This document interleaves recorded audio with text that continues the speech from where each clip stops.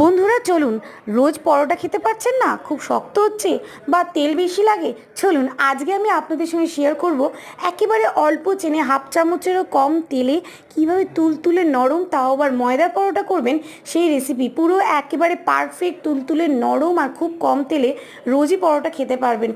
আর পরোটাটার test হবে অসাধারণ, যাই দিয়েই খান না কেন। শুধুই এত টেস্ট হবে যে শুধুই খেয়ে নেবেন। তার জন্য ময়দা সেহেতু প্রথমে অল্প একটু তেল দিয়ে মেখে নিতে হবে, একদম অল্প তেল দিয়ে হালকা ঠেসে মেখে নিতে হবে। একটু চাপা দিয়ে রেখে মিনিট পাঁচেক মতো চাপা দিয়ে তারপরে পরোটাটাকে বেলে নেবেন এইভাবে। তারপরে কড়াইয়ের মধ্যে একের উপর আরেকটা পরোটা দিয়ে অল্প একটু তেল দিয়ে কিন্তু ভেজে নেবেন। আর দেখতেই পাচ্ছেন আমিও এইভাবেই ভেজে নিচ্ছি অল্প একটু তেল দিয়ে।